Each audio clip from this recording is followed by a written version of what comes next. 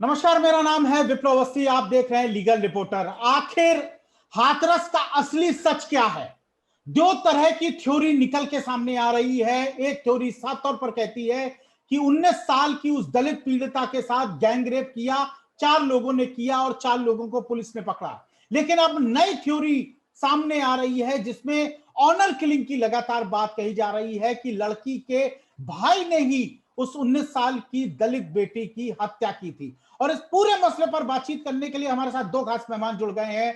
AP Singh साहब जुड़ गए हैं, जो निर्भया केस में दोषियों का बचाव करते रहे और इस मामले में अब आरोपियों का बचाव करने जा रहे हैं। इसके साथ ही वो कल हाथरस भी जा रहे हैं इस बात को देखने के लिए कि आखिर हुआ क्या था। और दूसरी तरफ हमारे साथ जुड़ गए एमएस आर्य साहब। एमएस आर्य साहब जो पीड़िता का परिवार है उसकी तरफ से उनको वकालतनामा मिला है, वो वकील चुने गए हैं। तो सबसे पहले तो मैं एमएस आर्य साहब आप ही से शुरू कर लेता हूं।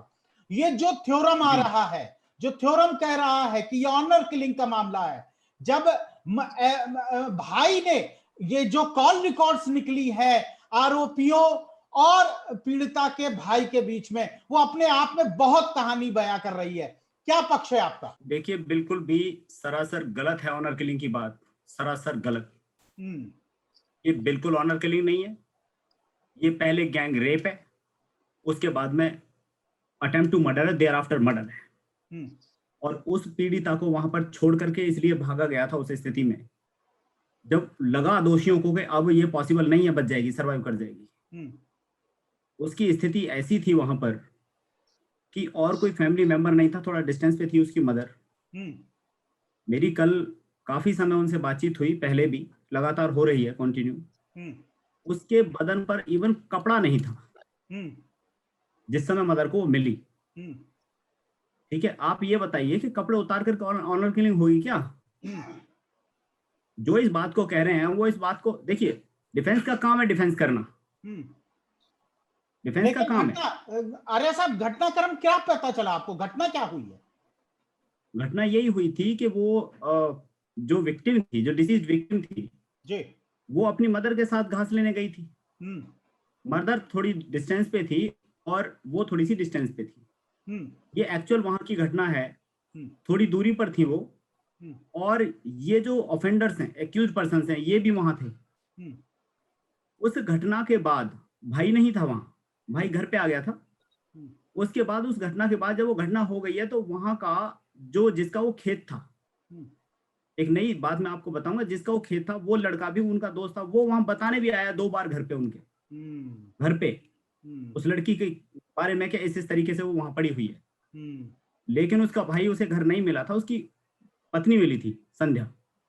उसने बोला कि वो तो यहाँ नहीं है, फिर वो दोबारा भी आया था। सारी बातें प्रॉपर तरीके से इन्वेस्टिगेट हो रही हैं इसमें। एसआईटी की टीम भी गई है। उसकी चप्पलें दूर पड़ी हुई हैं। लड़का जो उसका भाई है वो उसको उस अवस्था में जब वो अनकॉन्शियस थी, बिल्कुल एक शब्द, थोड़ा सा पानी, उन्होंने मुझे सारी बात बताई है बैठ करके पूरी। बिल्कुल बिल्कुल बिल्कुल। जैसे एपी सिंह साहब, जो आप लगातार दावा कर रहे हैं, लगातार आपका जो दावा है, ठीक है, आप उनका डिफेंस कर रहे हैं, लेकिन ये दावा बड़ा खोखला उस समय साबित होता है जब ये पॉइंट उठाया जाता है कि जिस समय उस लड़की की अवस्था में, जिस अवस्था में मिली है, नग्न अवस्था में मिली है, उनके वकील कह रहे हैं। बेटी देखिए, बेटी है, विषय दलित का भी नहीं, देश की बेटी, हमारी बेटी, बहन बेटी, सबकी बेटी समान है जी। और जो भी घटना हुई दुखद हुई। जिस तरह थोड़ी हुई, ज्यादा हुई, कम हुई, अंततः एक बेटी तो हमारे बीच नहीं रही, ये तो अटल सत्य है। कुछ भी हुआ हो वो तो आगे से होगा, इन्वेस्टिगेशन चल रही है। इन्वेस्टिगेशन पार्ट जो हमें आप लोगों के द्वारा ही अभी जानकारी जो मिल रही है, अभी चार्जशीट नहीं हुई, इन्वेस्टिगेशन कंप्लीट नहीं हुई है, उसके आधार पर 62 कॉल्स जो हैं वो लड़के के पास पहुंची लड़की की तरफ से, 42 कॉल्स पहुंची हैं लड़के के द्वारा लड़की की तरफ से। जो ये इलेक्ट्रॉनिक एविडेंस है, इसका शायद कोई तोड़ किसी के पास नहीं, ना डिफेंस के पास, ना प्रोसिक्यूशन के पास, पहली बात। दूसरी बात, वो जिस अवस्था में मिली, ये बात उसकी मां ने जब देखी, पता चली, तो उसकी मां ने कहीं नहीं इस बात का वर्णन किया, बताया। जो क्लिपिंग हमें देखने को मिल रही है, हमें देखने को भी प्रथम दृष्टा मिल रही है, अभी हम उस पर वो नहीं कह सकते। उसके बाद जो एफआईआर दर्ज हुई अंडर सेक्शन 307 की, उसमें ये सब बातें कहीं नहीं थी, वो होनी चाहिए थी। 307 क्यों दर्ज हुई, इसका क्या अर्थ था, ये चीजें पहले देखिए मीडिया ने भी सनसनी पैदा की, जीभ काट डाली गई, जीभ काट दी गई, जीभ में चोट लगी, वो मारपीट से लगी, तार में उलझने से लगी, भागने से लगी, गिरने से लगी, पड़ने से लगी, वो अलग बात थी। फिर उसका स्टेटमेंट भी बाद में होता है, 161 का स्टेटमेंट होता है। एपी सिंह साहब, आपने तो इसको पूरा ऑनर किलिंग बोला, आपने तो मीडिया को ऑनर किलिंग बोल रहा है सर, वही तो। अब या तो आप कहें कि रेप हुआ है, उन लोगों ने किया है, ना, आप तो कह रहे हैं सीधे ऑनर किलिंग हुई और वो भी पीड़िता के परिवार। रेप होता तो 307 की जगह पर 376 की भी एफआईआर दर्ज होती। ऐसा नहीं हाथरस पुलिस या यूपी पुलिस 376 की एफआईआर दर्ज नहीं करती, एफआईआर करती है। लड़के ने देखा, जो भाई था, संदीप भाई का भी नाम है, संदीप मुलजिम का भी नाम है, उसने देखा इस बात को और उसने उठा के नीचे फेंक दिया अपनी बहन को, जिसकी वजह से स्पाइनल इंजरी हुई और ये हुआ। और जिस स्पाइनल इंजरी को डॉक्टर रिकवर नहीं कर पाए, उसकी इंटेंशन क्या थी, मारने की नहीं होगी वो एक अलग बात है, लेकिन अंततः मौत हो गई, उसकी वजह से मौत हो गई। इसलिए विषय यही आ गया कि लगातार कॉल होती थी, बात होती तो उसे शक था, और ये इसको संदीप को इन्हीं सब बातों की वजह से वहां परिवार वालों ने 6 महीने दिल्ली भेज दिया। दिल्ली से अभी गया तो वो शक ज्यादा बढ़ गई। तो ये सब चीजें हैं और सारी बातें सुदृढ़ता के साथ, मजबूती के साथ, डॉक्यूमेंट के साथ इन्वेस्टिगेशन हो रही है। लोकल पुलिस कर रही थी, एसआईटी कर रही है, सीबीआई करेगी। आर साहब से जरा जवाब ले लें, क्योंकि वो तो लगातार कह रहे हैं कि हम तो पीड़ित परिवार से बातचीत करके पूरी जो थ्योरम है आर साहब गैंग रेप की, उस पूरी थ्योरम को एपी सिंह साहब ने पलट दिया है। कॉल डिटेल की बात है जो सर ने कहा, सिंह साहब ने जो बात कही है, जी मैं उन्हीं की बात का जवाब दे रहा हूं कि जो कॉल डिटेल है वो अभी क्लियर नहीं है, इन्वेस्टिगेशन चल रहा है, सही है, नहीं सही कह रहे हैं, दैट इज अनदर पार्ट। वो कॉल डिटेल भी अक्टूबर 2019 से लेकर मार्च 2020 तक का है। ठीक है जी, मार्च 2020 का है। या मतलब आरोपियों और पीड़ित के बीच बातचीत थी, आप ये बात मान रहे हैं? नहीं, यही मैं कह रहा हूँ, मार्च के बाद 6 महीने के लिए उसे भगा दिया गया दिल्ली। मैं जो बात कह रहा हूँ वो ये कह रहा हूँ कि जो फोन है ना तो पीड़िता के पास था, उसके पास कोई नंबर नहीं है, ना वो इतनी पढ़ी लिखी थी। ये फोन, ये नंबर, ये कॉल डिटेल्स, ये तो सारा बाद की बात है, ये इन्वेस्टिगेशन चल रही है, क्या फेक है, क्या सही है, क्या गलत है, वो तो डिसाइड होगा। ठीक है, निसंदेह। मैं जहां तक बात कर रहे हैं सिंह साहब ऑनर किलिंग की, मैं ऑनर किलिंग पे आता हूं कि ऑनर किलिंग एक तो सबसे पहला ये होता है कि सिचुएशन जो होती है, जो परिस्थिति होती है, उसके हिसाब से होती है ऑनर किलिंग। वहां परिस्थिति क्या थी, वहां बच्ची पर कपड़े नहीं है, मदर गई है, पहले मदर को पता लगा है, उसके बाद उस भाई को नहीं, साहब जो नैरेटिव बनाया जा रहा है वो साफ तौर पर नैरेटिव ये है कि जो लड़का, जो आरोपी लड़का है, उसका इस दलित लड़की के साथ लव अफेयर हो गया था, जिसका दोनों अपोज करते थे। अपोज करने के साथ ही उन्होंने साथ में उसको देख लिया, लड़के ने इतना मारा, भाई ने इतना मारा कि वो उससे मर गई। डॉक्टर साहब यही तो आपकी थ्योरम है। यही है। ये डिफेंस वर्जन है सर। हम ये नहीं कह रहे, फिर देखिए प्यार से बड़ी कोई चीज है ही नहीं। प्यार में जाति, धर्म, क्षेत्र, भाषा, संप्रदाय, ये सब बहुत छोटी चीजें हैं। लेकिन वो था, अब बीच में गैप हुआ, उसके बाद फिर शुरू हुआ, फिर हुआ स्टार्ट। तो मेरा ये कहने का आशय है, अभी इन्वेस्टिगेशन तो हो ही रही है, अभी हमारी एक तरह से प्रेमेच्योर भी बात है, लेकिन इन्वेस्टिगेशन भी इस पहलू से भी देखा जाएगा, इस एंगल से भी देखा जाएगा और देखा जाना चाहिए। निष्पक्ष जांच हो सके, निष्पक्ष जांच हम भी चाहते हैं। निष्पक्ष जांच, मेरे भाई जो एडवोकेट है पीड़िता के, वो भी हमारे भाई है, सम्मानित है, आदर के योग्य हैं, और हम दोनों पक्ष अपना पूरी शिद्दत के साथ और इज्जत के साथ, लेकिन पब्लिक के बीच बात है। एपी सिंह साहब, आपने भी एक सेकंड आपने भी इंतजार नहीं किया। एपी सिंह साहब, लगातार मीडिया में ये बात आ रही है कि उस लड़की के साथ रेप नहीं हुआ, उसके साथ तो मेडिकल रिपोर्ट तो एडीजे, देखिए मीडिया रिपोर्ट है, वो मीडिया रिपोर्ट ही तो माहौल बना रही है जब ऑनर किलिंग को लेकर। एडीजे साहब ने, देखिए अवस्थी जी आप बहुत सीनियर रिपोर्टर हैं, ADJ law and order Uttar Pradesh के एडिशनल ऑर्डर छोटी पोस्ट नहीं है। उन्होंने विद रिपोर्ट विद डॉक्यूमेंट आके कहा कि कोई रेप नहीं हुआ, रेप की पुष्टि नहीं, रेप की एमएलसी नहीं, रेप की सीएफएसएल नहीं। जब रेप नहीं हुआ, जब रेप नहीं हुआ, और रेप प्यार करने वाला व्यक्ति रेप नहीं कर सकता है। जो अगर अफेयर है, प्रेम है, तो ना रेप कर सकता है ना हत्या कर सकता है। वो तो अभी प्यार उनका प्रीमेच्योर था, चल ही रहा था, शादी के स्तर पे नहीं पहुंचा, शादी की बात पे नहीं पहुंचा। तो ऐसी स्थिति में जब रेप नहीं था, यही पीड़िता की जो माता जी थी, बड़ी उन्हें दुखद सूचना उनके लिए पहुंची, बेटी का ना होना गम है, हम भी उनके गम में साथी हैं। लेकिन जो उन्होंने स्टेटमेंट दिया वो साफ तौर पर इस बात को कहा कि रेप नहीं हुआ, 307 की एफआईआर दर्ज हुई, पहले बयान में रेप नहीं हुआ, 161 में रेप नहीं हुआ। फिर राजनीति, मैं उस परिवार की इतनी गलती नहीं मानता हूँ, राजनीति जब आ जाती है तो बात ये भी आई 50 लाख रुपए मिलेंगे, इतने लाख रुपए प्रलोभन दिया, लालच दिया, तो ये सब राजनीति जब होने लगी। ठीक है, मैं समझ रहा हूँ। एपी सिंह साहब, अब मेरा भी जवाब ले लीजिए आप। जिस एडीजी को आप कोट कर रहे हैं, उस एडीजी को बेसिक लॉ नहीं पता था, उसने कहा सीमन नहीं मिला है, पेनिट्रेशन ही अपने आप में काफी है। लेकिन उस 11 दिन के बाद जहां मेडिकल जांच के लिए नमूने उठाए जा रहे हैं, वहां वो सीमेंट ढूंढ रहे थे। जो बात एमएसआरओ साहब, जो एपी सिंह साहब बात कह रहे हैं, इस पूरे घटनाक्रम में आपको लगता है कि एक विमर्श बदलने की कोशिश की जा रही है, इसको ऑनर किलिंग का रूप देके?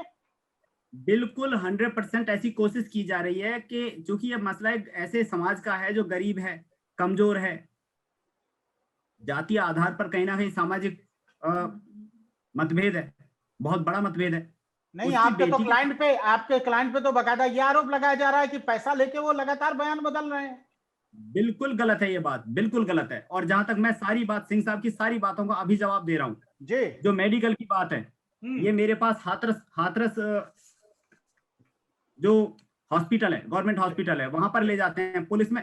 जिस समय सत्येंद्र अपनी बहन को बाइक पे बिठाता है और माँ उसकी पीछे बैठ करके जाती है, वो बोल नहीं पाती है, लड़की बता नहीं पाती है, उसको थोड़ा सा पानी पिलाया जाता है वहां। तब उसने संदीप का नाम लेकर, संदीप और ये कह करके संदीप, और वो बेहोश हो जाती है वहीं पे, अनकॉन्शियस थी जिस समय ले जाया गया था।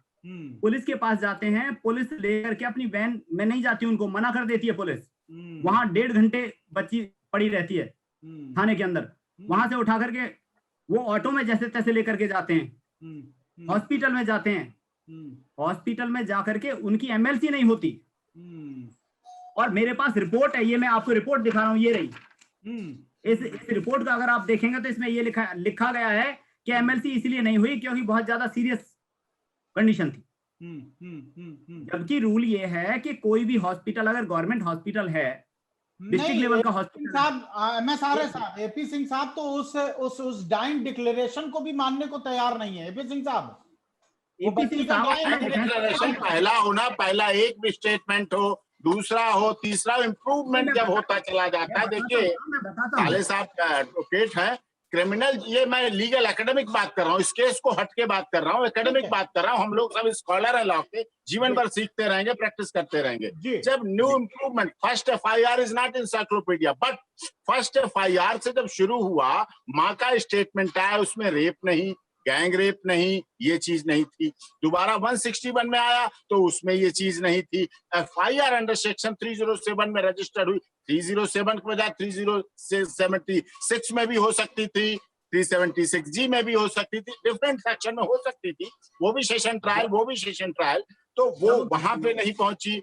सीएफएसएल रिपोर्ट और एमएलसी, उसमें नहीं बात पहुंची। जो प्रथम दृष्टा हम लोगों को दिखा, मीडिया ने दिखाया, और हमें किसी ने दिखाया, हमें तो आप लोगों ने दिखाया, जो आप लोगों ने दिखाया, जो आप लोगों ने बताया, जो आप लोगों से हमें मिला। क्योंकि आप तो न्यूट्रल होके दिखाते हैं, आप एक पक्ष को तो नहीं दिखाएंगे, आप न्यूट्रल होके दिखाते हैं। अब दोनों पक्षों को उसमें से चुनना पड़ता है। साले साहब अपनी बात चुन लेंगे, हम अपने पर्पस की बात चुन लेंगे, दोनों पक्ष अपने पक्ष के दोनों एडवोकेट है तो अपनी अपनी बात ले लेंगे। तो उसमें ये चीज है, उसमें कुछ लोगों ने वहां पहुंच के तूल देने का प्रयास किया, बढ़ाने का प्रयास किया, एकदम राजनीति होने लगी। इस तरह से एक दुखद घटना के साथ साथ वहां गाना बजाते हुए गाड़ियां पहुंचना, वहां ये सब पहुंचना, वहां मुस्कुराते हुए बैठे। एपी सिंह साहब, ये तो दोनों तरफ से हो रहा है। वहां भी पंचायतें हो रही हैं, ऐसा नहीं है कि वहां पंचायतें हो रही हैं, उनको बचाया जा रहा है दूसरी। जी आर्य साहब क्या कह रहे थे आप? ये देखिए जो बात कर रहे हैं सिंह साहब के, वहां एफआईआर में ये नहीं आया, वो नहीं आया, जो जिसकी जवान काट दी गई हो, जिसकी बेटी की जवान काट दी गई हो, मारा गया हो, उसे बात नहीं कर रहे हैं, वो बेटी की बात नहीं कर रहे हैं, वो कह रहे हैं जब पहली एफआईआर कराई गई थी और उसकी माँ और भाई इस बात के मैं बता उसमें 307 क्यों था, उसमें 376 के लिए क्यों नहीं आरोप लगाया गया था? या पुलिस तब राजनीति नहीं थी, तब राजनीति नहीं थी, पॉलिटिकल प्रेशर नहीं था। देखिए ऐसा है, जिस समय सबसे पहले माँ ने देखा बेटी को अपने, फिर भाई वहां पे पहुंचा है, बेटियां अनकॉन्शियस थी बिल्कुल, वो कुछ बता नहीं पाई, उन्होंने थोड़ा सा दूर लेकर के उठा करके गोदी में, वहां पानी था खेत में, उसमें से 2 बूंद पानी उसके जीभ पे रखा है, गले में डाला है, तब जाकर के उसने संदीप ने मारा है इस तरह की, ये कह करके फिर से कॉन्शियस हो गई, अनकॉन्शियस हो गई है, फिर से बेहोश हो गई है।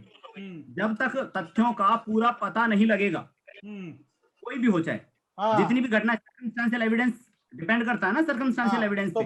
तो फिर तो गैंग रेप की भी बात मत करिए, क्योंकि इन्वेस्टिगेशन तो अभी पड़ी हुई है। उसके बाद क्या हुआ, मैं यही कह रहा हूँ, उसके बाद फिर मेडिकल हॉस्पिटल में गई है, उनको होश आया, फिर उन्होंने बताया वहां, फिर उन्होंने वहां बताया है, डाइंग डिक्लेरेशन के टाइम भी कही है ये बात। बताइए, मेडिकल में भी आया है, मुझे सिंह साहब से ले लीजिए रिपोर्ट, मैं बता दूं, मेडिकल में भी आया है जी। और इसी तथ्य को, इन सारी बातों को अगर डिफेंस नहीं मानता है, पुलिस नहीं, देखिए डेड बॉडी को जला क्यों दिया रात में ले जाकर के, अगर मैं डिफेंस की बात सही मान लूं, मान लीजिए 2 मिनट के लिए कि हाँ ठीक है, डिफेंस ठीक कह रहे हैं, तो फिर जला क्यों दिया जाकर के? मुझे ये बताइए, आप तो पीड़ितों के वकील हैं, आपकी तो लगातार लीगल आपने इंटरव्यू भी किया, उनको उत्तर प्रदेश पुलिस पे विश्वास है, एसआईटी पे विश्वास है, सीबीआई पे विश्वास है, किस पर विश्वास है बताइए? देखिए प्रॉपर पैनल की हम मांग कर रहे हैं इसमें। कौन सा पैनल? उनका भी यही कहना है, कौन सा? सीबीआई द्वारा जांच हो, सीबीआई के द्वारा जांच हो, और एक प्रॉपर पैनल बने इन्वेस्टिगेशन का, और जो रिटायर्ड जस्टिस से हेडेड बाई हो, ये हमारी मांग है। और इन्वेस्टिगेशन इसमें प्रॉपर तरीके से हो। जहां तक उत्तर प्रदेश पुलिस का सवाल है, सुप्रीम कोर्ट मॉनिटर अगर जांच होती है तब भी आपको दिक्कत है? उनके परिवार तो, आप कुछ कह रहे हैं, उनके परिवार जबकि कह रहा है कि हमें तो सीबीआई जांच ही की, हम तो सीबीआई जांच पर भी विश्वास नहीं है हमें। नहीं, अगर पैनल कॉन्स्टिट्यूट करते हैं, ऑनरेबल सुप्रीम कोर्ट अगर पैनल कॉन्स्टिट्यूट करता है तो पूरा विश्वास है, कोई ऐसी बात नहीं है। ठीक है, बात ये है सारी जी, सच्चाई सामने आनी चाहिए, मसला ये है। ठीक है, जो दोषियों को बचाने का प्रयास कर रहे हैं और जो उनको उल्टा गलत ठहराने का प्रयास कर रहे हैं, जिनकी बेटी मर गई है, जिनकी बेटी इस समय नहीं है, उनको उल्टा गलत ठहराने का। अच्छा, दूसरा, कितना होशियारी से काम किया जा रहा है। एक स्टेटमेंट को लेते हैं कि इनकी रंजिश थी इनकी, एक स्टेटमेंट को ले लेते हैं, आधा पार्ट दिखाते हैं, पूरा दिखाते नहीं। अरे वो अनपढ़ लोग हैं, उनसे एक्सप्लेन तो कराइए क्या रंजिश थी। रंजिश ये थी कि इनके दादा को उनके दादा ने पीटा था 20 साल पहले। रंजिश इनकी नहीं थी, रंजिश उन लोगों की थी। इन लोगों की खेती है वहां छोटी सी। रंजिश इस बात से थी कि ये खेती क्यों करते हैं, रंजिश इस बात से थी कि ये 4-4 भैंस क्यों रखते हैं, रंजिश इस बात से थी कि ये परिवार, ये साफ सफाई करने वाला परिवार है। एक मतलब 3-4 घर हैं वहां पर, सारे वो लोग हैं जो मुलजिम की समाज से आते हैं, लगातार पंचायतें कर रहे हैं। कितना प्रेशर वहां पर होगा आप इस बात का अंदाजा नहीं लगा सकते। आने में, जाने में, निकलने में। 2 बहन 2 भाई हैं वो लोग, दोनों भाई 10-10, 12-12 पढ़े हैं। जिसकी बात कर रहे हैं वकील साहब, संदीप उनके भाई का नाम है, संदीप उनके भाई का। संदीप को तो पता ही बाद में लगा है, जो उसका छोटा भाई है, पहले सत्येंद्र पहुंचा है। एपी सिंह साहब, कब तक ये पीड़िता के परिवार को इस डर के साथ जीना पड़ेगा? नहीं, बिल्कुल नहीं, एक क्षण भी नहीं जीना चाहिए। हमारा देश डॉक्टर भीमराव अंबेडकर की संविधान निर्मात्री सभा का, संविधान का बनाया हुआ है किसी को भी एक सेकंड भी भय में नहीं जीना चाहिए। अगर कोई भय में जीता, मैं उसके खिलाफ हूँ। कोई अगर वो तो सब समान है, करनी सेना कहती है बिल्कुल भय नहीं होना चाहिए। अगर भय है तो उसे शासन को तुरंत दूर करना चाहिए। साहब करनी सेना जाके और नेता, एक सेकंड, जब करनी सेना का नेता जाके कहता है कि बाहर बुलाओ उन्हें, हम तो बाहर निपटेंगे, मैं गलत है इसकी भर्त्सना करता हूँ। ये चीज किसी भी जाति, देखिए बेटी बेटी है, आरोपी भी उसी गांव के हैं, बेटी भी उसी गांव की। न्याय होना चाहिए, जांच होनी चाहिए, स्पीडी ट्रायल होना चाहिए, न्याय दिखना भी चाहिए, न्याय होना भी चाहिए, लेकिन उस पर राजनीति नहीं होना चाहिए। चाहे राजपूतों के कोई संगठन इस तरह के करनी सेना जैसा आपने बताया, चाहे किसी समाज के हो, उनको अपने उनकी हेल्प करनी चाहिए, मदद करनी चाहिए, सहायता उपलब्ध करानी चाहिए। विद्वेष, जातिगत विद्वेष कभी नहीं फैलाना चाहिए। हम सब मिलके बने हैं, सारा शरीर से लेकर ऊपर तक सब एक है, सब एक शरीर। गुवाहाटी से चौपाटी, कन्याकुमारी से कश्मीर तक हमारा देश एक है। नहीं आर साहब दिख रहे हैं वहां पर सब एक, जो सिंह साहब कह रहे हैं। हाथरस के उस गांव में जिस गांव में 19 साल की दलित बेटी के साथ बलात्कार हुआ, गैंगरेप हुआ, ऐसा आरोप है, वहां सब एक दिख पा रहे हैं। एक कैसे दिख सकते हैं? एक कैसे दिख सकते हैं? आप वहां जाकर के देखिए, पूरा लेकर के रोड से और वहां तक छावनी बना हुआ है, इतनी पुलिस है। जाऊंगा मैं, उनको जाने का भी थ्रेट्स है इधर उधर, आप जाकर के देखिए। जाऊंगा, अवश्य जाऊंगा। एक परिवार अगर कुछ गलत है तो मैं उसको भी कहूंगा कि गलत है, सही। ट्रायल अलग चीज है, इन्वेस्टिगेशन अलग चीज है। कोर्ट के प्रेमिसेस में जो कुछ होगा अंदर होगा, लेकिन इस तरह का अगर भाव है, अगर वहां धमकी, डर, भय है, तो वो गलत है। मैं इसका अभी से विरोध करता हूँ, मैं वहां भी विरोध करूंगा। अच्छा, मेरा अंतिम क्वेश्चन का जवाब दे दीजिए अभी सिंह साहब, मैं कार्यक्रम खत्म करने के उसमें हूँ। सिंह साहब, एक्यूज जब लिखता है एसपी को चिट्ठी, इसका क्या मतलब है? ये कौन सा आपका नया पैतरा है? देखिए, जेल में है, मेरी कस्टडी में तो है नहीं, ना मेरी कस्टडी में है, ना आपकी कस्टडी में, ना आर्या जी की कस्टडी में। अब अंदर से एक्यूज क्या करता है, क्या लिखता है, क्यों लिखता है, कैसे लिखता है, वो चिट्ठी उसकी कैसे पहुंचती है, वो चिट्ठी एसपी तक कैसे पहुंचती है, कौन ले जाता है, ये अलग विषय है। हम मिलेंगे तो इसके बारे में भी सारा कुछ आपको विस्तार से बताएंगे। आर्या साहब, क्या है ये चिट्ठी, क्या अपने आप में कह रही है और क्या कहलाना चाहते हैं ये? अश्विनी जी, चिट्ठी तो बाद में लिखी है, उससे पहले ये चीजें हो गई हैं। जो डिफेंस है, हमारे डिफेंस के लॉयर साहब जो हैं, उन्होंने जो डिफेंस लेना है उसकी तैयारी तो करके चलेंगे ना।